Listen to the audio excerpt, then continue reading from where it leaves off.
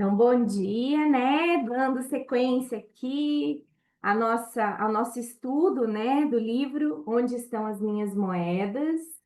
Hoje é o nosso quinto encontro desse livrinho. Eu achei que ia ser mais rápido, né? Mas a gente vai se aprofundando porque é tão rico. Uma página dá muita conversa, muita reflexão, né? É maravilhoso.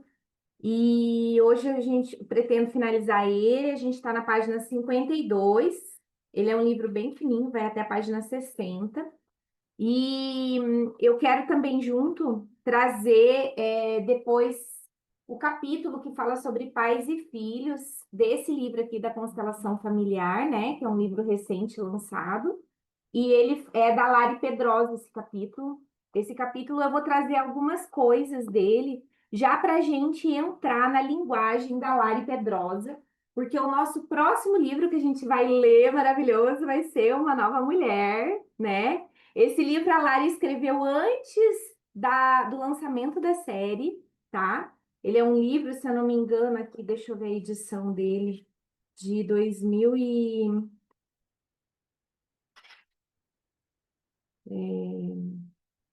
essa edição aqui é 2023, mas eu sei que foi antes da série.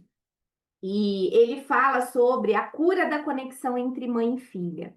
Então, depois da gente pegar um pouquinho mais as nossas moedas com nossos pais, a gente vai fazer uma imersão. A maioria do pessoal que frequenta o grupo de estudos é mulher, né? E como essa relação de mãe e filha, ela é desafiadora para a maioria de nós, né? Que não conseguiu completar o ciclo lá na infância, tomar a mãe, se identificar com ela, todo o processo que na psicanálise a gente vê lá do complexo de Édipo. Então, a gente vai fazer todo um mergulho sistêmico do complexo de Édipo, na verdade, né? Olhando para a mãe nesse olhar sistêmico, que é a proposta do grupo, né? E esse livro ele é perfeito para isso. Então ele vai tendo atividades durante o livro, então a gente vai fazer essas atividades aqui. Então assim, eu proponho quem vai querer participar aqui mesmo adquirir, porque eu acho que vale super a pena, tá bom? Então o nosso próximo encontro já vai ser o início desse livro aqui, tá? Então, hoje a gente vai fechar, né, esse trabalho do Onde Estão Minhas Moedas. Depois, no final, quem ficar até o finalzinho, a hora que eu encerro a gravação, os que estiverem presentes, eu vou dar um presentinho aqui no Zoom, que geralmente são pessoas que me acompanham, estão aqui acompanhando, estão comprometidas com o seu processo. Então, quem paga preços ganha presente, né? Isso é uma lei sistêmica. Então, fiquem aí, porque vocês vão gostar do que eu vou trazer, tá bom? Então, vamos lá, para hoje a gente não atrasar muito, né? Já é 8 na página 52. O protagonista da história, em dado momento, pede ajuda ao terapeuta. É uma boa ajuda? Qualquer ajuda real é positiva. Contudo, os terapeutas que creem ter as moedas criam vínculos estreitos e prolongados com seus pacientes, enquanto os que sabem que não as possuem sentem que são apenas de passagem, é por um tempo e nada mais, e ajudam com respeito e decisão. São humildes. Esse trabalho nosso terapêutico, né? Muitas vezes as pessoas vão chegar, vão se identificar com a gente por um tempo, e isso é importantíssimo, essa identificação. Por que que é importante a identificação com o terapeuta? Porque assim, ali eu faço a minha transferência e ali eu confio, eu admiro o trabalho. É importante esse movimento para que eu possa tomar o que ele tem para me oferecer. Porém, se esse movimento se estreita muito, se cria um vínculo de necessidade e o terapeuta ele também cria esse vínculo, essa vinculação com o cliente, ele já começa a romper o que o Bert chama as ordens da ajuda, né? Então, para a gente ajudar verdadeiramente um cliente, a gente não pode ter medo do que vai ser exposto na constelação, ou mesmo até dentro dos processos que eu faço com o cliente, né? A gente não pode sem medo, sem intenção. A gente não pode ter a intenção que aquele processo, aquela constelação transforme a vida da pessoa. A gente precisa só se expor ao que vem ao campo. Sem medo, sem intenção, sem julgamento. A gente não pode ter julgamento nem ficar do lado de ninguém, nem da mãe, nem da criança, nem do abusador, nem do. Então, assim, a gente olha para o contexto todo, a gente enxerga que atrás de todos, atrás de todas essas situações, existiram outras situações. Então, campos de abuso é muito comum, por exemplo, a gente verificar que a pessoa que tem a energia do abuso, que atrai, entre aspas, o abuso para si, isso está no campo sistêmico dessa pessoa. E ela está sendo convidada a promover uma cura desse campo sistêmico. Se eu entro num lugar de polaridade, eu interfiro num processo de cura ancestral. Então, a gente precisa treinar muito esse lugar interno nosso, né, os terapeutas, para não entrar nesse lugar de julgamento, nesse lugar de polarização dentro das situações que vão vindo. Como que a gente faz isso? Com a nossa própria caminhada, curando as coisas, as feridas que a gente foi exposta. Então, quem não consegue ter uma boa relação, uma relação, quando eu falo boa relação com a mãe, uma relação interna, uma relação de tomar, né? Como que ela vai conseguir levar a pessoa para esse lugar? Então, esse terapeuta ele vai atrair pessoas que também vivem essas questões, para ele também olhar para si. Então, se ele não faz terapia, se ele não olha essas questões dentro dele, o que que acontece? Ele não vai conseguir, porque enquanto a gente não anda com as nossas próprias questões, a gente não consegue também auxiliar a pessoa que a gente está atendendo. Então, o que ele fala aqui é a grande verdade, que o terapeuta, ele não possui as moedas. E ele tem que deixar isso muito claro para o cliente, que ele pode ajudar o cliente a encontrar elas, né? Para que o cliente não deposite essa coisa de você me dá terapia. Não, a gente facilita um processo para o cliente. A gente não entrega nada, a gente não dá nada, a gente não faz nada por ninguém. O processo é interno, é individual. E ele necessita, cada um necessita de um tempo. Ele não é pozinho mágico, plim, plim, plim, que é do dia para a noite. Tá bom? Vou continuar aqui. Deixa eu só fechar os microfones aqui. Aí. Ambos tratam de fazer o melhor e ajudam à sua maneira. Mas os que pensam que têm as moedas se relacionam com seus pacientes contra seus pais e tratam de ser melhores que os pais. Então, o terapeuta aqui, ele fica muito do lado do cliente e ele toma lados, né? Ele não ajuda o cliente a perceber o contexto todo. Ele entra nessa polarização, né? Bem provavelmente ele também tem as suas próprias questões com os pais. E ele transfere ali numa forma de cotransferência.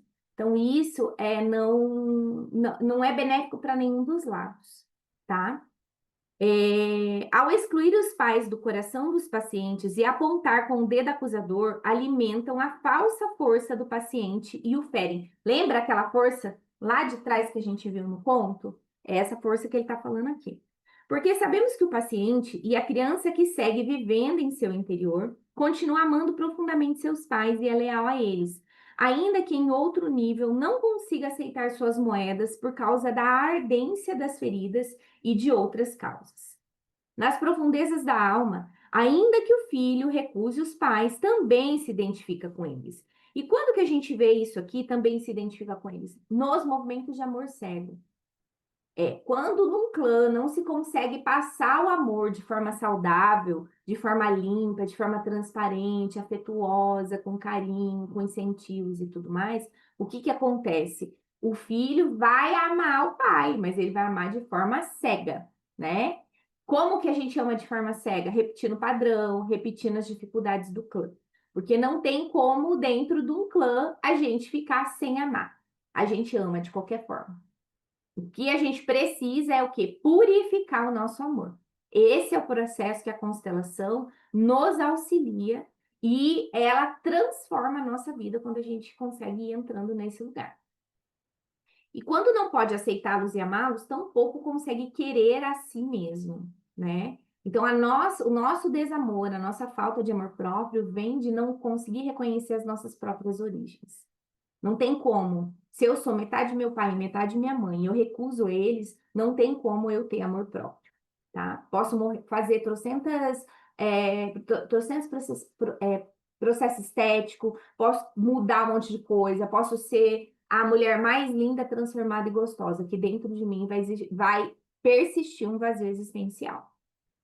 No fundo, é difícil dedicarmos um amor genuíno a nós mesmos se ao mesmo tempo não fizermos o processo de amá-los e respeitá-los. Então, de amar e respeitar os nossos pais. Lembra que quando a gente fala de amor, de honra, a gente não está falando de obediência. A gente precisa aprender, como adultos, a diferenciar as duas coisas, honra e obediência. Honra é o quê? Eu tomo a vida, eu tomo tudo que veio com ela, toda a minha história, toda a minha dificuldade, e eu faço algo bom dela. Eu faço as minhas escolhas, eu pago o preço dos meus fracassos e dos meus insucessos.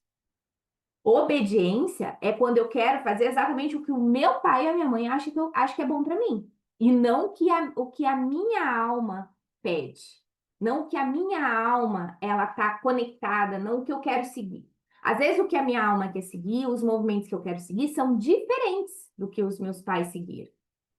Entende? E eu preciso o quê? Me despedir deles como adulta, com honra, com respeito a tudo que veio. Bom? Para que eu possa, é, para que eu possa, nesse processo todo, ter força para seguir o que a minha alma quer, aonde a minha alma quer ir. Mais profundamente, há uma estranha e oculta lealdade para com os pais, de maneira que o filho os interioriza, ainda que não queira, como eu estou falando. Mas pode se libertar deles por meio da aceitação. Ame e seja livre. E podemos amar a nós mesmos como somos, imperfeitos e não como deveríamos ser em nossas imagens ideais. As imagens ideais atuam como faróis para guiar o caminho que desejamos seguir, para chegarmos a ser o que queremos ser. Ou seja, fabricamos imagens boas de como gostaríamos de viver para atrair a possibilidade de que aconteça. Em contrapartida, assumimos a cada momento nossas limitações e possibilidades. Então, aqui nada mais ele está falando do quê? Dos sonhos que a gente tem, desses movimentos de cocriação, né? Então, eu sonho, eu imagino o que eu quero viver, eu coloco força naquilo. Mas durante o processo eu vou ter os meus desafios. E só aceitando a imperfeição, se eu aceito a imperfeição dos meus pais, eu vou conseguir aceitar a minha própria imperfeição, os meus próprios limites. E daí eu vou vivendo o processo até atingir o que eu desejo. Ou às vezes, durante o caminho, esse desejo, esse sonho muda, né? Os terapeutas que sabem que não possuem as moedas pensam que nada se consegue quando há pessoas que são apontadas como más, como os pais. Como se explica no relato, seu foco é o amor a tudo e a todos. O que ajuda profundamente a deixar padrões nocivos para trás consiste em conseguir apreciar e dignificar os que foram maus ou os que se comportaram mal ou tiveram destinos desgraçados. Isso é difícil, né, gente? É muito desafiador a gente apreciar, a gente dar um lugar para quem não se comporta ou não é como a gente acha que tem que ser. Esse é um exercício cada vez mais profundo. E as guerras, os conflitos familiares, é, eles partem exatamente desse lugar, da gente não conseguir aceitar o diferente, a gente não conseguir aceitar o outro como ele é. Todos os conflitos partem daí. Partem da minha consciência individual, do que eu acredito que é certo e errado, do que eu acredito que é bom ou mal, e a partir disso eu acho que todos precisam ser como eu acredito. E eu não consigo, assim, aceitar as diferenças, aceitar os movimentos que, de repente, não são os que eu acho que é o certo.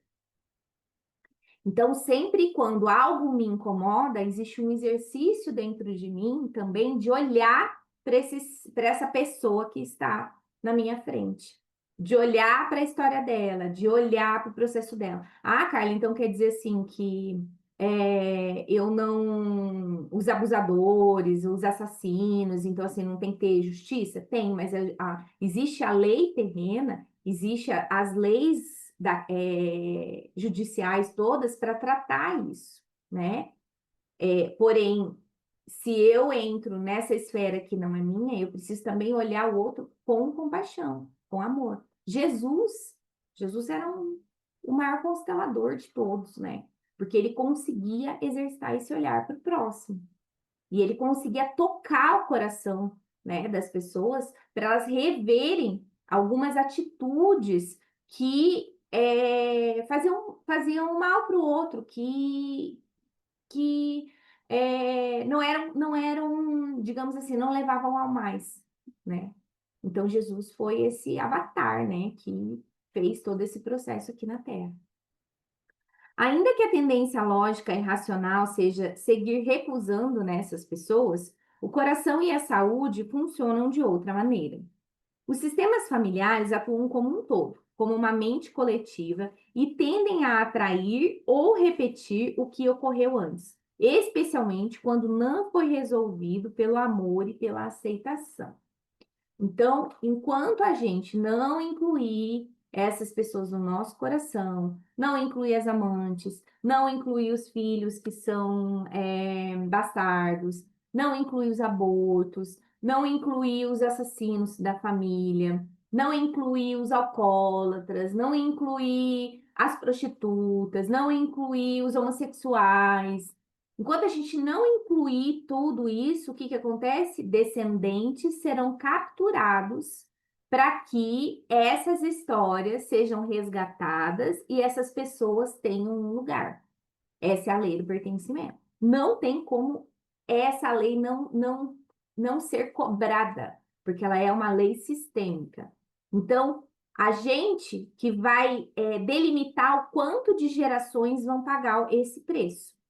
Se a gente cria consciência e começa a olhar para isso no nosso clã e começa a transformar isso no nosso clã, a gente já está o quê? Auxiliando a carga das próximas gerações. Sobre isso, depois eu vou ler para que serve um emaranhamento que está nesse livro aqui, A Fonte Não Precisa Perguntar pelo Caminho, que faz com que a gente olhe para a nossa vida, para a nossa existência dentro do nosso clã, com um olhar assim mais adulto, mais profundo, sabe? Com um olhar de autorresponsabilidade. A gente não está aqui a passeio para ser felizinho e brincar, não. A gente tem funções aqui na nossa vida. A nossa vida, ela exige funções nossas. E quando a gente consegue enxergar e tomar essa função, sabe? Isso é muito benéfico para o clã, porque é onde vai começar o processo de purificação. Alguns filhos, por exemplo, então, deixa eu continuar aqui. Alguns filhos, por exemplo, pensam que têm de querer bem a um de seus pais ao que classificam como bom e devem desprezar o outro que consideram mal. Ou seja, dividem seu coração entre o bem e o mal e se colocam como juízes. O paradoxo é que é muito comum que logo procurem pessoas parecidas com o pai rejeitado ou eles próprios se pareçam com ele, né? Tudo que é rejeitado quer ser visto, né? A paz e a felicidade nas famílias vem quando todos podem ter um bom lugar e quando cada um pode ocupar o lugar que lhe corresponde. Olha o que ele fala aqui. Todos podem ter um bom lugar, cada um pode ocupar um lugar que lhe corresponde. Se eu julgo um dos meus pais, eu estou querendo ocupar o lugar dele porque eu estou falando, eu sou melhor que você, né? Então vamos colocar lá um exemplo de uma separação. Se o pai e a mãe se separam, a mãe foi traída, o filho vai lá, toma as dores da mãe. Ele quer se colocar no lugar o quê? Do pai. Quer ser maior que o pai. Ele sai do lugar dele de filho, ele perde a força e é onde todo o emaranhamento acontece. Ele o quê? Ele precisa ficar no lugar dele de filho. Esse assunto é dos grandes, é do casal, é do pai e da mãe. O pai e a mãe continuam sendo pai e mãe. Quem que ensina isso para os filhos? Os pais. Os pais dão esse limite. Os pais colocam o filho no lugar dele. O que acontece é que os pais estão doloridos com as suas crianças feridas e também convidam os filhos para o emaranhamento, sem consciência, claro. Então, convida o filho para ocupar esse lugar. E o filho, como ele é muito bom filho, ele vai lá e aceita ocupar o lugar. Então, ser pai e mãe exige da gente autoconhecimento, exige estudo. Os filhos começam a ter problemas, quem precisa se tratar primeiro é pai e mãe. Porque os filhos, as crianças, são reflexo de pai e mãe. Então, assim, não adianta nada eu querer mandar meu filho para o psicólogo se eu não vou fazer terapia. Por quê? Porque daí o que que acontece? A questão está comigo, se eu não olho as minhas próprias questões. E daí eu quero que ele seja o que nem eu consegui andar ainda. Então, a gente vai olhar muito para isso no próximo livro também, sobre essas relações, né? E o quanto a gente repete. Ah, perfeita, a gente nunca vai ser como pai ou mãe. Porém, a gente pode melhorar muito o nosso nível de consciência e ir fazendo um pouquinho diferente de como foi, para que os nossos filhos carreguem uma carga um pouco mais leve, né? Então, eu sempre falo assim, para os meus clientes. Se você não tem uma força para fazer por você, para mexer nessas coisas, faça pelos seus filhos. Porque você mexer nessas coisas vai fazer com que eles não precisem carregar tudo isso à frente. Então, isso eu sempre percebo que é um bom motivador para a pessoa continuar forte, consistente, sabe, nos processos que ela precisa enfrentar. Então, a paz e a felicidade nas famílias vem quando todos podem ter um bom lugar e quando cada um pode ocupar o lugar que lhe corresponde, ou seja, que os pais sejam pais, os filhos filhos, o casal casal. O único remédio é a inclusão e a abertura do coração, de maneira que o passado possa ficar como o passado, senão a gente vive lá. Aceitar as moedas não é um ato ideológico, algo que alguém possa decidir que aconteça. Trata-se do resultado de um processo emocional profundo, de um processo corporal e de uma atitude. Eu colocaria aqui um tripé: consciência, decisão e ação. Consciência é quando a gente começa a fazer isso que vocês estão fazendo aqui. Ouvir alguém, começar a falar sobre o assunto, ler sobre o assunto, e aquilo começa a atuar e mexer com a gente em alguns níveis. Parece que às vezes a pessoa fala exatamente uma frase, uma palavra ali, que mexeu comigo, que me tirou de uma zona de conforto. Decisão é quando, a partir desse momento, eu falo assim: não, eu tenho que fazer alguma coisa para mudar. Agora eu entendo o que está acontecendo comigo. Só que só entender não faz mudança. Então, eu decido. Como que eu decido mudar? Ah, eu decido fazer uma terapia, eu decido fazer uma constelação, eu decido fazer movimentos para que aconteça aquilo. Daí, a partir da decisão, né, o que que eu faço? Eu faço o movimento, né? Vem a ação. Aquele movimento me traz um retorno. Olha, você precisa mudar sua postura, você precisa fazer tal coisa. Então, a gente começa a promover ações na vida para mudar o comportamento, que é o que, na maior parte das vezes, como a gente reage com o ambiente, como a gente reage com as pessoas, como a gente sente. Então, são os nossos comportamentos e sentimentos que muitas vezes nos dominam inconscientemente e fazem com que a gente fique travado, com que a gente não faça as coisas na vida que a gente quer fazer. Para chegar nesse grau de mudança, a gente precisa agir. Só que a ação, ela vem de uma decisão e a decisão vem de uma consciência. Uma mesa que não tem os três pés, ela não para em pé, ela vai cair. Experimenta fazer um tripé aí para você ver. Se não tiver o tripé, ela cai. Tá bom?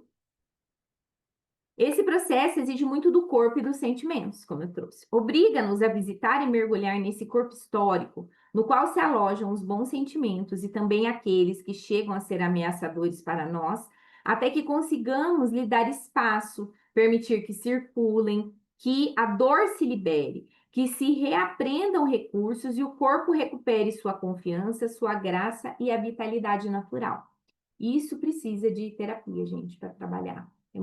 Se o trauma é profundo, se a dor é profunda, é muito difícil, a pessoa não consegue acessar sozinha. A esse corpo que viveu tanto, que suportou traumas, feridas e medos, podemos agradecer por sua força e acariciá-lo o suficiente para que pulse novamente com a força da vida e possa voltar a se expor a uma relação feliz com os demais. Às vezes, durante esse processo, as pessoas que sofreram graves abusos e traumas podem imaginar que tomam nos braços a criança que foram e recordam sua infância. Podem dizer, por exemplo, a sua própria criança. Abra agora os ouvidos, se quiserem, fechem os olhos e deixem essas palavras entrar em vocês, como se vocês estivessem falando para a criança de vocês. Eu sei que você sofreu muito com seus pais em certo momento, mas com essas raízes você vai crescer e com essas cicatrizes você vai ser grande também. De maneira que agora eu tomo você, minha criança, nos braços e seguimos o nosso caminho. No fim, tudo saiu bem.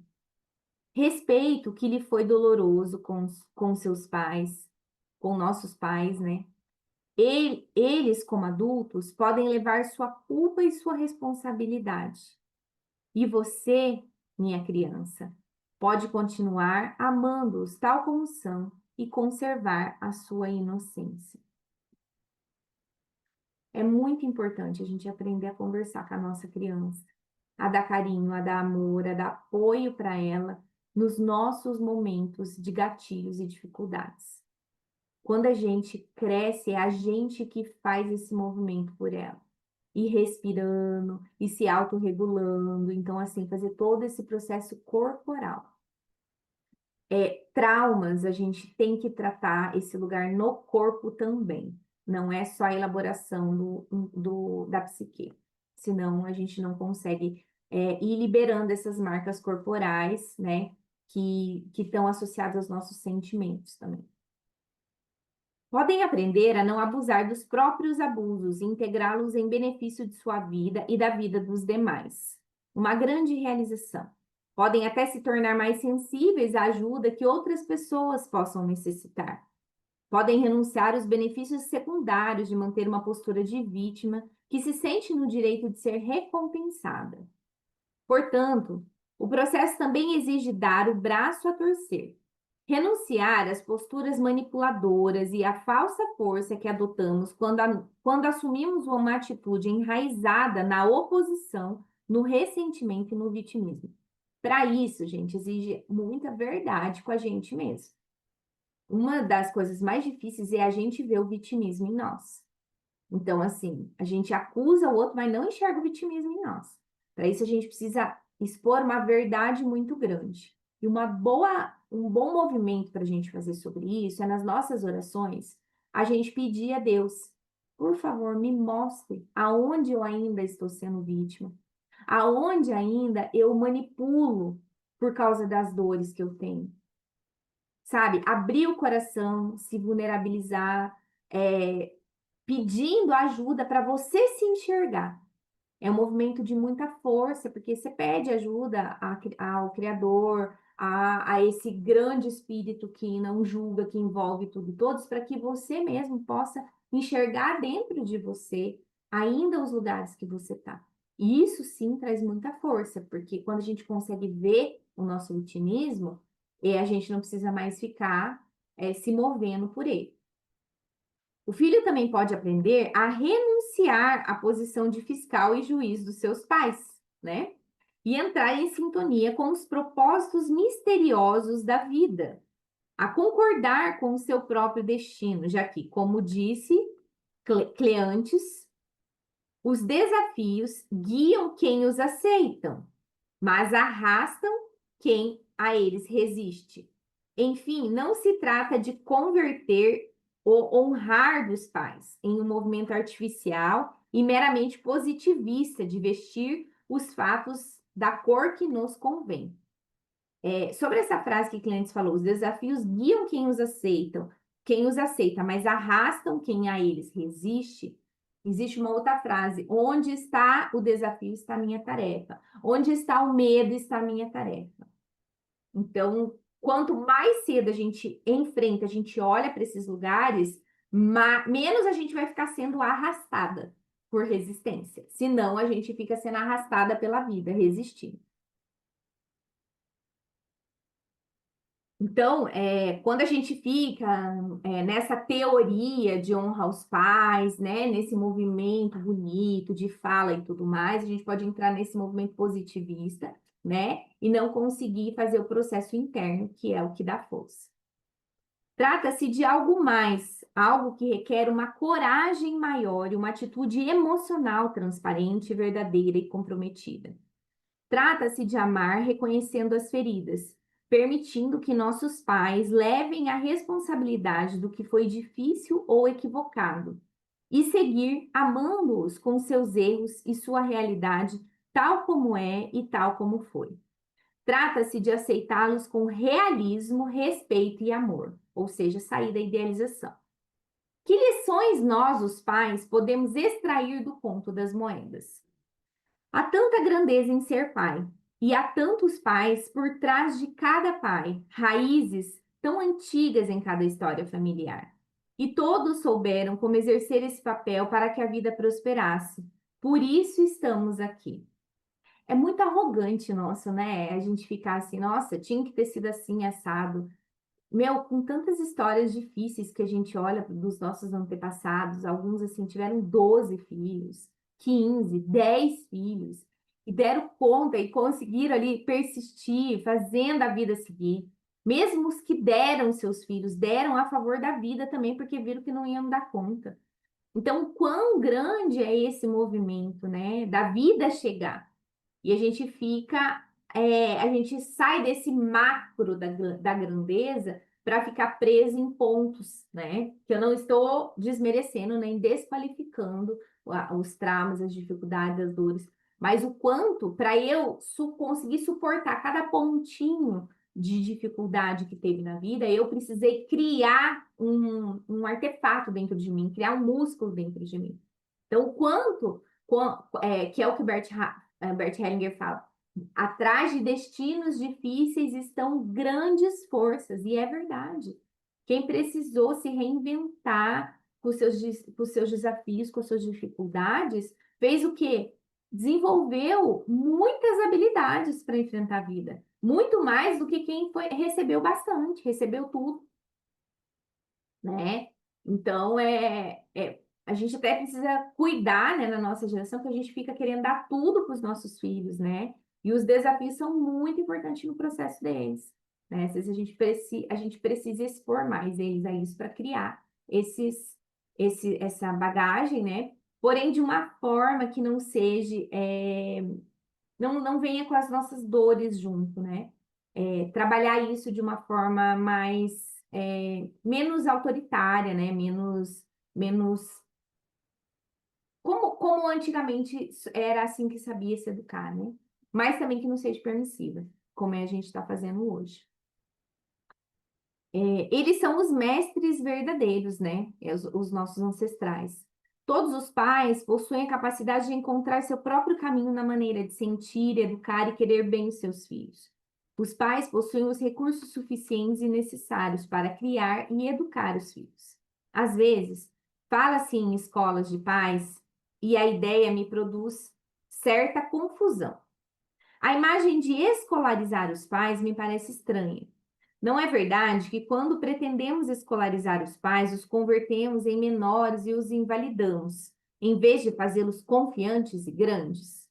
Cada pai encontra sua grandeza quando é respeitado como tal, e também quando sente o direito de não ser perfeito e cometer erros. Acredito que pretendemos regular demais, exigimos demasiados manuais de instrução, demasiados cursos. Ser pai e mãe é, em primeiro lugar, algo biológico. É o veículo da sexualidade, do instinto e talvez do amor em muitos casos. Isso não quer dizer que os pais não tenham de aprender o que é apropriado a cada momento para o bom desenvolvimento do filho, ou que não busquem soluções para os problemas ou dificuldades que não conseguem superar. O que eu ensinaria nessas escolas de pais e ensino é sobre dinâmicas familiares, sobre as leis do bem-estar nas famílias, sobre a solução de problemas reais, sobre as ordens do amor que fazem com que as pessoas fertilizem sua vida em bem-estar e felicidade. E eu faço isso quando pais, filhos ou casais, enfermos ou os que atravessam dificuldades, o solicitam e assumindo que seguirão sendo os mestres de sua vida. Trabalho a seu serviço como alguém que aprende todo o tempo, colocando meu conhecimento e experiência à sua disposição. De fato, é o que faço em minha profissão, especialmente ministrando seminários nos quais as pessoas resolvem seus problemas e, ao mesmo tempo, aprendem. Qual é para você o sentido último desse aprendizado? Então, a gente está na parte final agora do livro, né? Afinal, trata-se de conseguir uma vida plena, a tão almejada vida plena, né? O segredo, creio eu, é aceitar com alegria o que a vida nos traz e soltar com a mesma alegria quando nos tomam. Vamos repetir esse segredo aqui, porque, olha, esse soltar é desafiador. O segredo é aceitar com alegria o que a vida nos traz, ou seja, sejam coisas boas ou coisas difíceis, né? E soltar com a mesma alegria quando nos tomam, né? Quando a vida está pedindo algo mais, né? Que a gente precisa fazer a mudança, ir para o novo, a gente precisa soltar também para poder ir entrando em outros lugares, né?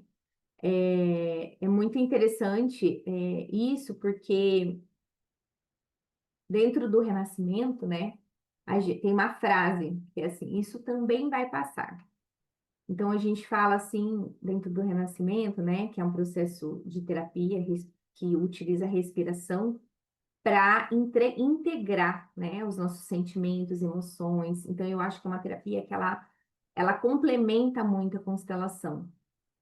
E, e é muito interessante que isso também vai passar. Então, a alegria também vai passar. A tristeza também vai passar. A raiva também vai passar. Então, a gente ir aprendendo a dar lugar para o que vem e deixar ir também. E a mesma coisa com o que a gente recebe dos nossos pais também, né? Então, a gente recebe e a gente passa adiante para os filhos, passa adiante na forma como a gente serve, né? Isso é importante. Senão a gente também, se é algo que a gente considera que é muito bom e quer reter com a gente, isso também não vai ter força para a vida. Por um lado, tratar de alcançar nossos sonhos e, por outro, aceitar o que a vida sonha e faz para nós. Que é aquela frase, né? Eu tenho um plano, né? Mas Deus tem outros, né? Por tudo isso, entregar-se o máximo possível a cada instante com o que a vida nos presenteia, já que, quando perseguimos a felicidade, a pobre, corre suada para nos alcançar. A felicidade é nosso estado natural quando não estamos distraídos procurando por ela. Já disse John Lennon que a vida é equilíbrio que ocorre enquanto estamos ocupados pensando no que fazer com ela. O sentido da vida é vivê-la, dar o que temos para dar, receber o que temos para receber e fazer o que temos de fazer. É estar no que é. As grandes respostas sobre o sentido que vem do pensamento e da análise mais racional nos apartam do perfume da rosa agora. Assim, não importa tanto que sentido a vida tem para mim, mas que sentido eu tenho para a vida. Ou seja, qual a nossa colaboração à beleza e ao canto da vida. É sair um pouco desse eu, e olhar, né, para o contexto, né, para o nós, né, para o outro, né, e a gente entrar nesse lugar de servir a vida. Isso traz plenitude. Vivamos sustentados em nossos próprios pés, em nossos próprios pais e em nossas raízes familiares. E transformemos as moedas que recebemos de nossos antepassados, muitas ou poucas, alegres ou tristes, em riqueza para a nossa vida e para a vida daqueles que nos rodeiam.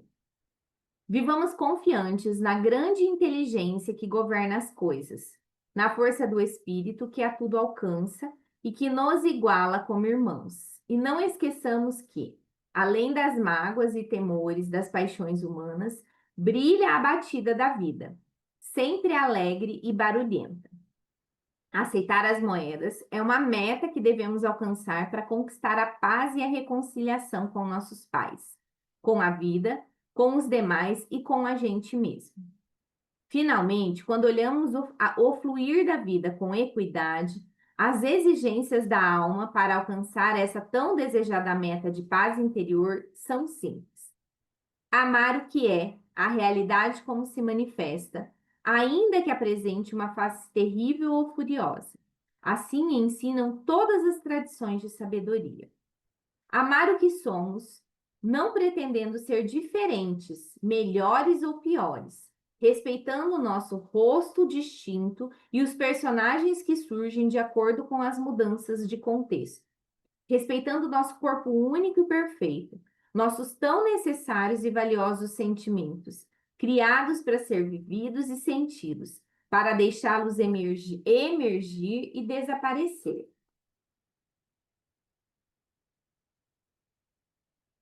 Fluir como ensina a terapia Gestalt.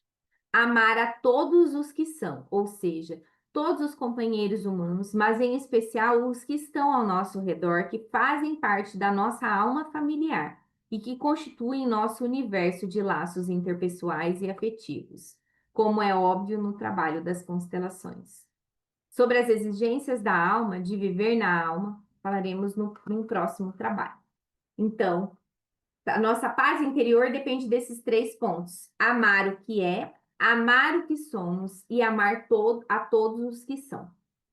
Todos os que são. Então, amar o próximo como a ti mesmo, né? Ou seja, se eu aceito a minha imperfeição, eu aceito a imperfeição do próximo.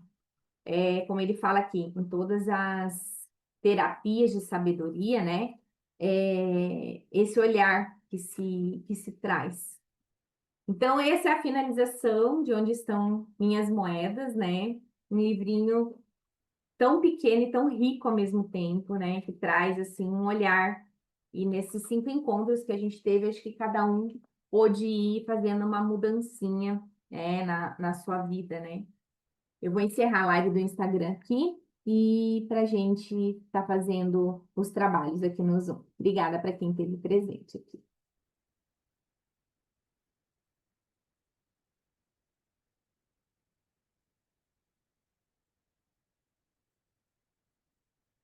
Me ama, meu amor.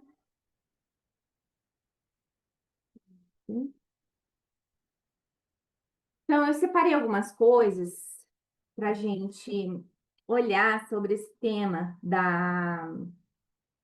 das moedas, né? E uma delas, que me tocou muito quando eu li esse livro, ano passado, se tem alguém aqui que é do Clube do Livro, acho que a Carlane era, a Vanderlise também, a gente leu esse livro aqui, A Fonte Não Precisa Perguntar Pelo Caminho, quando eu fazia o trabalho com a Sabrina, né? E nesse livro aqui, uma das coisas que me chamou muito foi sobre o emaranhamento, né? Era numa entrevista que o Bert estava dando e perguntaram para ele assim: quando uma pessoa reconhece o seu emaranhamento, então está livre ou não? Porque a gente tem muito essa idealização, né, de se liberar do emaranhamento, né? E é muito interessante o que ele traz aqui. Não, não está livre. Pensar assim seria arrogante. O emaranhamento consiste principalmente que sou arrastado para o destino de outros que viveram antes de mim, sem que eu saiba disso. Quando eu posso compreender o emaranhamento, por exemplo, com a ajuda das constelações familiares, mas também de outra maneira, então posso me libertar disso, mas apenas em parte. Porque essa liberação é um processo de purificação. E isso é uma parte da minha vida. Isso que ele escreve aqui é muito profundo, gente. O emaranhamento é uma parte da nossa vida. É como se fosse assim a função no nosso clã familiar do porquê a gente veio, do porquê a gente existe no nosso clã. É como se, tipo assim, a gente tivesse sido gerado para ir realmente resolvendo e purificando essa ancestralidade de tantas dores. Então, se a gente nega esse processo que a gente está sendo chamado e convidado através do emaranhamento dos desafios, a gente não faz uma parte da nossa função aqui na vida. Quando eu tomei consciência disso, sabe, foi algo muito forte para mim, muito profundo, libertador mesmo, porque Porque, assim, a gente fica com essas ideias, ideais de curas completas, né? De, nossa, eu preciso me curar, eu preciso me liberar disso e tudo isso é arrogante. É arrogante onde tem força, onde a gente aceita o lugar que veio. Então, uma pessoa, por exemplo, que nasce num clã e que vem com uma doença rara, incurável, muitas vezes ela tá ali espiando, sim, ela tá compensando alguma coisa. E é essa a função dela naquele momento. Não vai ter cura essa doença, não vai sair desse emaranhamento. Então, qual é o movimento de força? Quanto mais ela integra o processo que ela também precisa viver e purificar ali. É difícil de olhar por esse olhar. Não é um olhar fácil de olhar, porque a gente tem olhar mágico de curas. A gente tem olhar mágico de Instagram, entende? E a gente precisa sair desse olhar infantil e assumir as nossas funções dentro do nosso clã. Assumir o lugar que a gente foi chamado. Isso sim tem força para a gente, sabe, para a gente seguir adiante. Então, por isso que esse pedaço desse livro mexeu muito comigo quando eu li, porque eu falei, meu, é sobre isso mesmo. Então, assim, é uma boa reflexão para cada um fazer qual a minha função dentro do meu clã. O que que eu vim compensar, né? E daí, quando eu olho para isso, que eu tenho força, que eu começo a tomar isso, o que que começa a acontecer, gente? Daí começa a acontecer uma liberação, quando você não espera mais a liberação. Então, ele fala aqui, né? Essa liberação é um processo de purificação, e isso é uma parte da minha vida. Por isso, a ideia de que eu posso ficar totalmente livre é uma ilusão. Eu me pergunto, o que faz aquele que é totalmente livre? Ele paira em algum lugar no ar e não aproveita. Às vezes, quando tem liberdade, a gente nem sabe o que fazer com ela. Mas quando se sabe estar vinculado, olha isso, quando se sabe estar vinculado, se entra nesse processo e nele se experimenta essa purificação, isso nos faz felizes. Então, o que é esse sentido pleno da vida? É quando a gente está fazendo a função do nosso clã. É quando a gente toma esse processo e enxerga e fala assim, não, aqui eu preciso trabalhar essa purificação aqui. E daí você vai se sustentando na angústia, se sustentando na dificuldade de querer voltar a pertencer e ir fazendo o processo de olhar para aquilo, de olhar para aquilo com amor. Tem vezes que você consegue fazer diferente, tem vezes que você volta e faz igual. E daí você fica nesse movimento, nesse processo. É viver esse processo que nos faz ter sentido de vida. Não é estar totalmente livre disso. Nesse sentido, não nos liberta, mas nos torna maiores. Por quê? Porque a gente aprende a se vincular aonde a gente veio. O nosso grande erro é que a gente quer cortar os vínculos. A gente não quer assumir a vinculação, principalmente quando essa vinculação é em antepassados, é em pessoas que vieram antes, que têm histórias difíceis e que a gente repete. Então, eu não sei se eu me fiz clara aqui no que eu estou querendo trazer sobre, não quer dizer que assim a gente aceitar uma postura de vítima que é isso, não.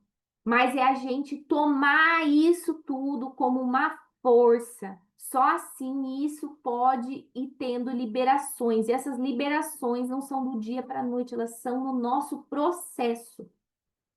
Tenho certeza que vocês que estão aqui estão num processo e já observaram liberações e permissões. Quando a gente vê pessoas muito grandes que despontaram, que mudaram a sua vida, que saíram de uma escassez financeira, por exemplo, que é um lugar que a gente fica muito preso na ancestralidade, que saíram de escassez de relacionamentos, relações anteriores que eram todas destruídas, que não tinham prosperidade, não tinham amor.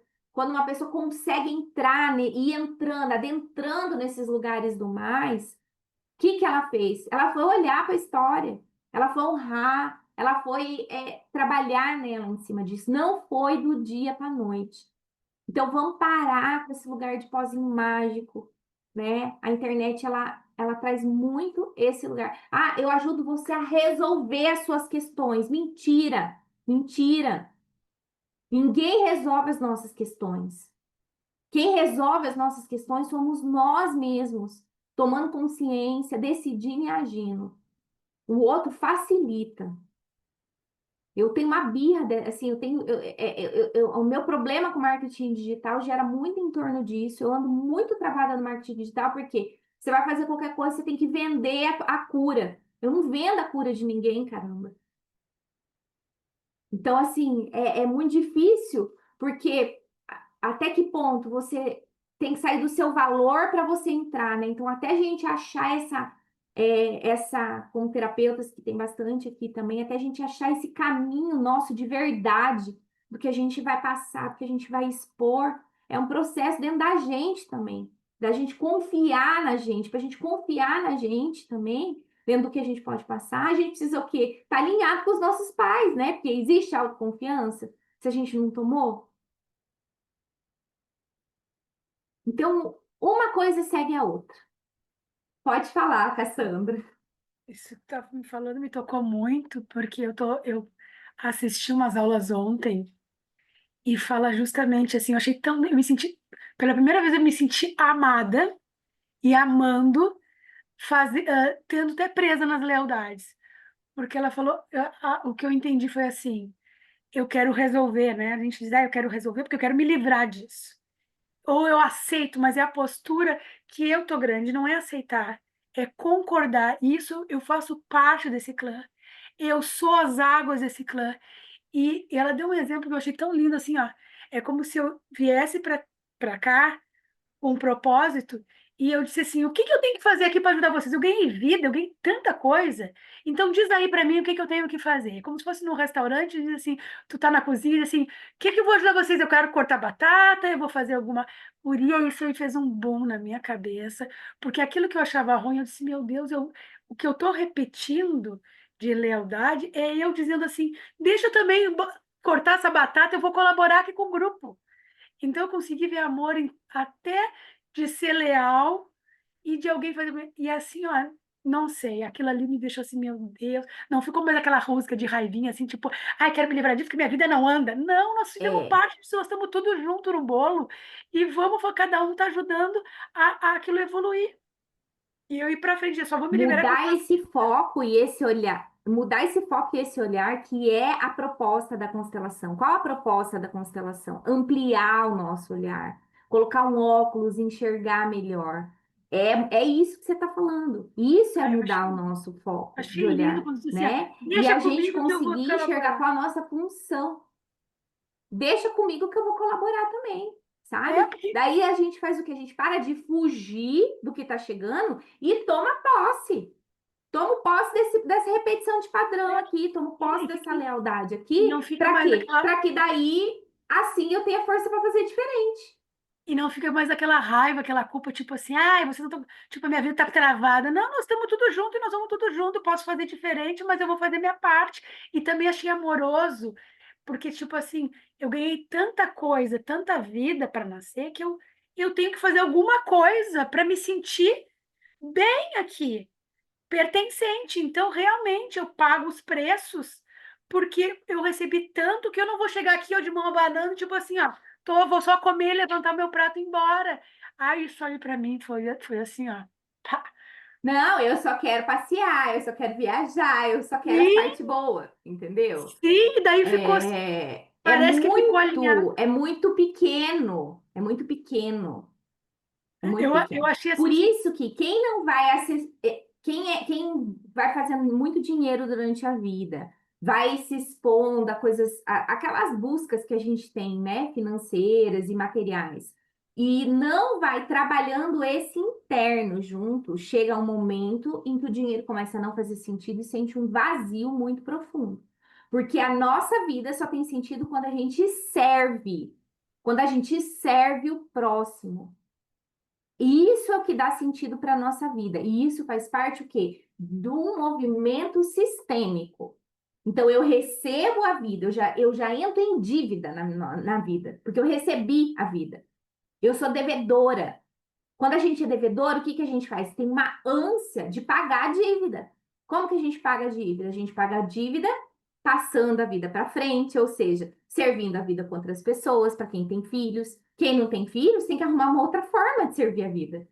Por quê? Porque precisa sentir esse pagamento da dívida. Precisa sentir que serve outras pessoas. Às vezes é no trabalho, às vezes é em vários formatos a gente pode fazer isso. Enquanto a gente não entra nesse ciclo, a gente não sai do nosso umbiguinho, da nossa vontade pessoal, da nossa, sabe, só desse lugar nosso, nosso, nosso, a gente não entra num contexto de humanidade, o que que acontece? A gente não sente a felicidade, a gente não sente a plenitude. Isso é real, gente. Cada um olha dentro disso que eu tô falando, dentro da sua própria vida, da sua história, e vai perceber isso. Então, que a gente possa olhar para tudo isso, para a nossa função dentro do nosso clã, né? Parar de querer mágica de que isso termine do dia para a noite, olhar para isso com amor e fazendo os nossos movimentos sim para fazer diferente. É isso mesmo. E olhar para o nosso movimento sim de fazer diferente, né? E ir fazendo diferente, mas ir caminhando e ir servindo. Ir caminhando e ir servindo. Porque é caminhando que se faz o caminho. Não é o momento perfeito. Não é isso, assim, para mim, a gente vai precisando desconstruir muita coisa, né? Então, por exemplo, a gente que é terapeuta, né? Quando eu comecei nesse movimento, eu achava assim, nossa, o que eu tenho para passar não é, acho que muito, eu preciso estudar mais, eu preciso fazer mais, né? E realmente a gente vai precisar a vida inteira. Mas isso não quer dizer que um pouquinho já do que eu fiz, do que eu andei, eu não posso transmitir, eu não posso servir com isso, né? Então eu vou o quê? Vou abrindo um espacinho de acordo com o que eu posso, como eu tô aqui com vocês. E assim a gente vai indo, vai indo, vai indo, vai caminhando. Então, eu acredito que é esse o processo, tá? Eu quero propor agora aqui pra gente. Ah, eu falei que eu ia trazer algumas coisas da Lari, né? Dia 9 horas. É muita coisa que a gente quer fazer, que eu quero fazer no encontro só. Mas eu vou trazer isso aqui, do que ela fala sobre pais e filhos, que tem tudo a ver com o que a gente está fechando, né, hoje sobre as moedas. Então, ela fala assim, ó. Pais e filhos se encontram num caminho de destinos comuns, considerando que os pais sempre dão a vida e os filhos sempre dão a vida aos filhos. E, em função disso, representam uma geração maior. E os filhos, quanto mais gratos e honrados, tomam a vida dos seus pais e representam uma geração menor. Esse tomar, traduzido na palavra nehmen, em alemão, refere-se ao movimento de assentir, que é Zustimmung, em alemão, e reconhecer, que é Anerkennen. Eu não sei falar direito, tá, gente? Então, o tomar, ele vem, né, de um movimento de assentir e reconhecer tudo que foi e tudo como é, e tudo que é como essencial da vida, como um ato humilde e grandioso dos pais e ancestrais. O ato de tomar a origem mostra aos filhos que eles são seus pais e possuem a força de todos os ancestrais que chegaram antes. Então, o Bert fala, tem uma fala do Bert sobre isso que ela traz aqui no livro, né? Quando a criança vê atrás dos pais os avós, os bisavós, os trisavós e olha mais além, para lá, ao longe, de onde flui a vida, então vê os pais conectados em algo maior. Então, seja lá o que for que vier dos pais, a criança pode tomar. Porque não toma somente dos pais, toma de muito longe de onde vem. Então, não importa como eles sejam. Aquilo que flui dos pais é sempre claro e limpo, grande e completo. Quando os pais olham para trás e veem de onde provém a vida, de muito longe, e se veem nessa corrente, então são fortes perante a criança, mas não no sentido de precisar fazer algo ou querer fazer algo, mas se sentem ligados a essa corrente. Então, a criança pode tomar tudo dos pais mais facilmente, porque também se sentem ligados a uma corrente, que é o que ele fala lá do emaranhamento sobre a nossa capacidade de saber aceitar o vínculo.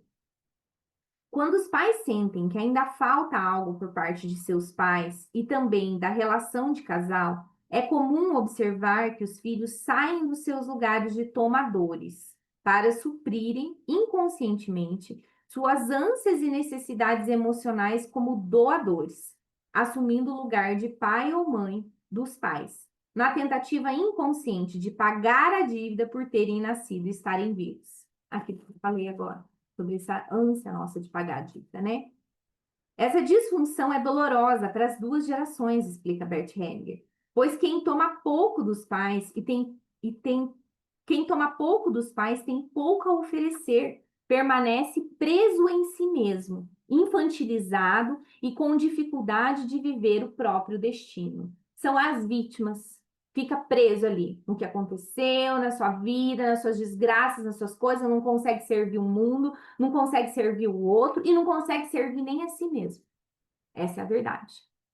Nas famílias onde os filhos foram impedidos de receber os cuidados dos pais na primeira infância, seja pelo adoecimento ou morte de um deles, seja pelas limitações parentais, a dor desses filhos é tão expressiva quanto a resistência de tomá-los com o amor que vê e tudo resolve. Os filhos amam os pais de maneira intensa e, na maioria das vezes, um amor cego e inegociável. Vivem inúmeros sacrifícios quando ele foi interrompido. Esse sentimento de ódio é um conteúdo da infância que adultos não expressam nessa percepção. E exatamente por isso, após reconhecerem as causas das dores familiares e aprenderem a incluir a realidade de suas histórias, somente assim conseguem crescer com os traumas e assumir que são descendentes de pais certos. De imediato, a solução se abre para quem busca e cura a si mesmo e não quer absolutamente nada dos pais. Aí atua uma outra dinâmica totalmente diferente. Padrões prejudiciais se manifestam quando esses princípios são desrespeitados. Por exemplo, os filhos se recusam a aceitar os pais como são, os pais tentam dar e os filhos tentam receber o que é prejudicial, que é o amor cego, doenças, dívidas, obrigações e injustiças. Os pais tentam receber dos filhos e os filhos tentam dar aos pais, ou seja, inverte a hierarquia. O simples conceito que explica que todo filho tem pai e mãe biológicos, mesmo não tendo sido criado por eles, mostra que negá-los é o mesmo que negar a própria existência, herança genética, cultural e de destino. Esse filho que pertence à família de origem, igualmente pertence aos pais adotivos, e a adoção não modifica nenhuma estrutura familiar. Cabe aos pais adotivos terem a consciência que estão a serviço dos pais biológicos, uma vez que foram presenteados com a grandeza de poder servir a vida. Que ele fala sobre adoção, que ela fala sobre adoção. A vida chegou para o filho adotado da mesma maneira que chegou para os outros. Ele é descendente de familiares que assumem as mesmas responsabilidades por seu destino. E então, todos são afetados e expiam suas consequências. Sendo assim, o filho adotado pode se posicionar mediante o próprio destino de maneira que concorde com ele e reconheça sua grandeza, assim como os pais adotivos podem respeitar e amar seus pais biológicos da forma como são. Bert Hellinger afirma que qualquer acusação contra eles, como se tivessem se tornado culpados em relação à criança, e qualquer outra exigência em relação a eles, voltam-se contra essa força espiritual que movimenta ambos. De maneira que o filho adotado não se torna capaz de tomar esse destino como sendo uma força especial. Nesse lugar, ele não se coloca disponível aos pais adotivos e os vinga dizendo: vocês não são melhores que meus pais. No entanto, a orientação do autor em relação à adoção é que ela aconteça no último caso, quando ninguém da família de origem estiver disponível, pois ele acrescenta aqui: uma adoção só é admissível quando a criança necessita dela, porque não tem mais ninguém. Mas quando uma criança nasce, ela não tem somente um pai e uma mãe. mas ela tem ainda avós, tios e tias, e estes devem ser considerados em primeiro lugar. Só quando realmente não há mais ninguém da família é que outras pessoas podem ser levadas em consideração. Só então a adoção é correta e tem grandeza. Fora disso, não. A alma não supera a entrega de um filho para adoção consentida pela mãe. E por essa razão, todo o sistema familiar expia esse infortúnio. Isso acontece porque o filho se origina na mãe. Através dela e com ela, por meio de um movimento profundo da alma, o filho diz sim à vida e também à vida de sua origem. O ventre da mãe é a primeira moradia do filho, e ter uma relação saudável com a mãe é o mesmo que ter uma relação saudável com a vida. De modo igual com o filho que evita a mãe, evita a vida. Então, por isso que a gente, no próximo livro, nós vamos tratar a nossa relação com a nossa mãe. Essa realidade esclarece o que impossibilita o êxito da vida de acontecer e permanecer.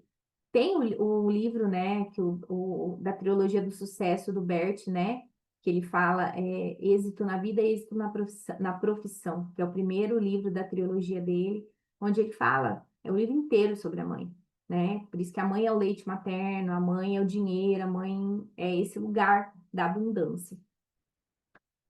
E daí ele fala sobre a autorização da mãe para o filho poder ir para o pai, porque se não existe essa autorização interna, né, o filho não vai, não toma o pai. Então é necessário esse movimento, né? Então, quando existe essas divergências ali com os nossos pais, a gente precisa ir trabalhando esse movimento internamente na gente para pedir essa autorização, para chegar e tomar o nosso pai. Então ele fala assim: mesmo que o pai não esteja presente como marido na vida da mãe e nem mesmo presente como pai, o filho busca a imagem dele de outras maneiras. Atento, observa como a mãe se relaciona com ele, pois toda opinião da mãe, e especialmente os sentimentos por ele, são informações importantes para a imagem que o filho constrói do pai.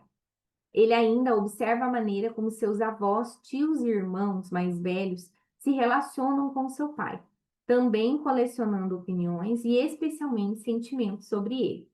Na prática, o filho faz por fidelidade ao pai aquilo que a mãe rejeita nele.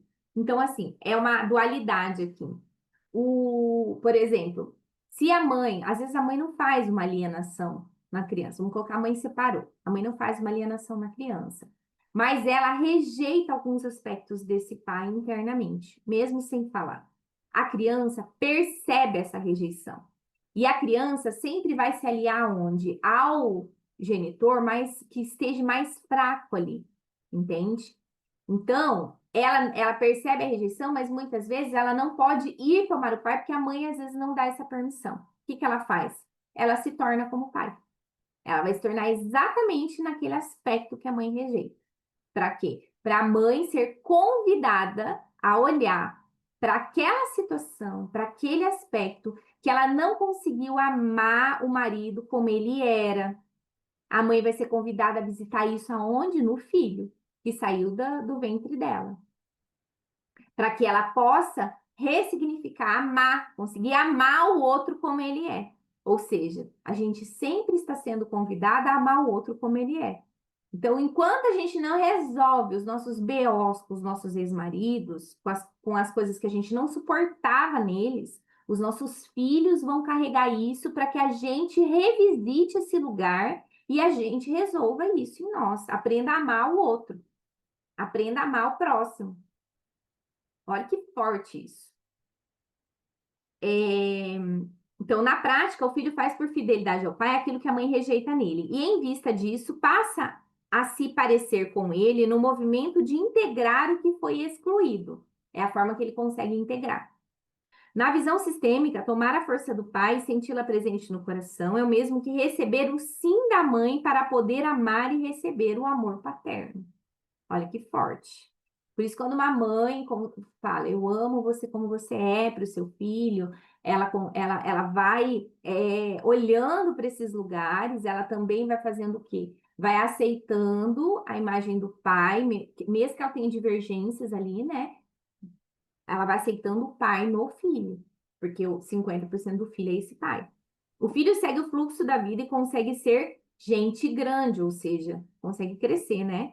confiando no movimento que foi simbolicamente representado pelo pai. O espermatozoide avançou em direção ao óvulo até conseguir fazer a vida seguir adiante. Então, por isso que esse movimento de ação na vida é do masculino. Começa na nossa concepção. Quem caminha é o espermatozoide, não é o óvulo, né? Então, é muito importante, não tem como a gente ser metade só. E daí ele fala sobre a bênção, que é muito lindo. Eu vou ler a bênção, sobre a bênção aqui. A bênção vem de cima e flui para baixo. Ela nos vem de alguém que está mais alto que nós. Em primeiro lugar, trata-se dos nossos pais. Ao abençoarem os filhos, os pais se conectam muito profundamente ao fluxo da vida. Sua bênção acompanha a vida que transmitiram aos filhos. A bênção, do mesmo modo que a vida, a bênção, do mesmo modo que a vida, vem de um passado muito anterior aos pais. Como a vida, ela é a transmissão de algo sagrado que primeiro nos foi transmitido. A bênção é uma confirmação da vida. Ela a protege, acrescenta e acompanha. Ao mesmo tempo, remete o abençoado ao que é seu, à sua própria plenitude. Que lindo, né? E antigamente a gente pedia bênção para os mais velhos, né? Eu lembro que eu visito até hoje, eu ainda tenho uma avó, eu peço bênção para ela toda vez que eu chego e toda vez que eu vou embora. Então, assim, quanto disso era dessa sabedoria ancestral que a gente foi perdendo ao longo dos tempos, o quanto isso é importante, né? A gente pedir a bênção, a força que isso nos dá, né? Ele fala assim, ó, ela fala assim, a bênção chega do passado e abençoa o futuro, pois complementa, Bert Hellinger, uma bênção é sempre um dar à vida, vai na mesma direção de dar à vida. Por isso, compete aos pais dar uma bênção. As ordens da vida são bênçãos que os próprios pais receberam e passaram adiante para seus filhos, os quais representam o futuro de toda a família. Nessa ordem, a vida tem força, pois os filhos não somente têm os seus pais, mas eles são os seus pais. Por exemplo, os pais abençoam a existência dos filhos ao deixá-los nascer, e por esse motivo seguem presentes em seu crescimento, eles tendo consciência disso ou não. Faz parte das ordens da vida que os filhos tomem sua vida tal como os pais a dão, como uma totalidade, e que tomem seus pais como eles são, sem qualquer outro desejo, sem recusa e sem medo. Esse movimento é humilde e concorda com o destino da mesma maneira como foi sujeito pelos pais, com os limites que lhes foram determinados, com as oportunidades que lhes foram concedidas, com as tramas familiares e com tudo mais que os fazem se curvar, esticar-lhes as mãos como pequenos e lhes dizer: eu lhes presto homenagem. É um capítulo curtinho e é muito profundo. Achei que ia fechar bem. E a gente já ia entrando em contato com a linguagem da Lari, né? Que é o próximo livro que a gente vai ler. Vai ser muito profundo. Estou bem animada com ele. Agora é 9h18. Eu preparei um. Preparei não, né? Peguei de uma obra do Bert, né? Na verdade, é da Sophie, que ela traz os principais contos que fazem efeito que o Bert falava nos seus seminários, né? E eu senti de colocar, de ler hoje para vocês esse conto da despedida. Então, como que eu vou propor para a gente fazer isso? Eu vou colocar uma musiquinha instrumental de fundo, tá? E eu vou propor que vocês se permitam fazer uma viagem interna por meio desse conto do Bert. Por quê? Porque os contos, eles têm um efeito muito profundo na nossa alma, né? Então, quando a gente, aqui nesse conto, ele vai seguindo, ele vai trazendo reflexões. Se permitam escutar e ir fazendo essa viagem de vocês, tá bom? Não vai ser muito demorado, uma jornada interna que ela é rapidinha até. Deixa eu só. Daí depois a gente fecha a gravação e abre para partida, tá? Deixa eu só compartilhar.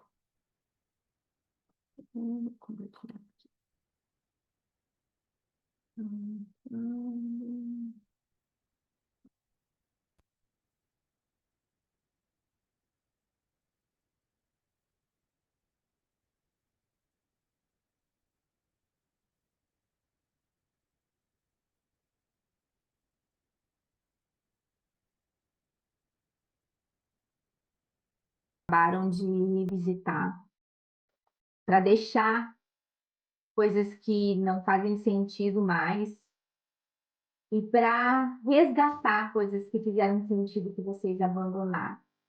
Então, só escutem e vão respirando.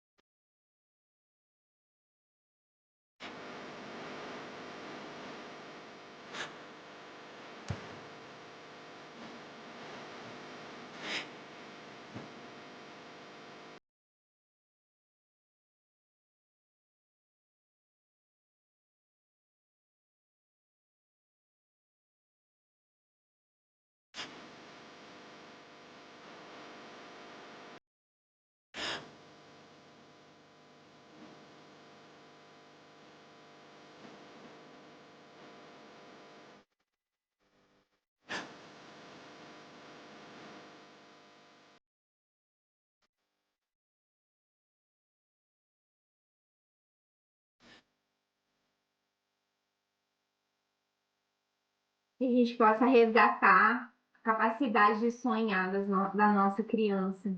Que hoje cada um possa ter conseguido resgatar algo que viveu ali, um dom, um talento, algo que sentia o quanto era potente e que foi abandonando dentro de si. Por mais difícil que tenha sido a vida de cada um e as suas realidades com os pais, a gente nunca pode se esquecer que primeiro a gente é filho de Deus. Então, sempre que for difícil tomar o movimento com os pais, a gente primeiro recorre a Deus. Porque, em primeiro lugar, em espírito, nós somos filhos dele. E ele é possível, para ele tudo é possível. Então, a nossa parte é confiar. E a dele é realizar. Então, quando as coisas estiverem difíceis, no nosso nível aqui, a gente recorre no nível espiritual. E lembrar que a gente é filho em primeiro plano. A gente é filho em primeiro plano de Deus e a gente é filho na terra dos nossos pais terrenos. Então a gente está sendo sempre cuidado. Tá bom? Eu vou encerrar a gravação aqui. Quero agradecer por todos que participaram desse livro, me ajudando também a resgatar coisas da minha criança. E vou abrir aqui para vocês.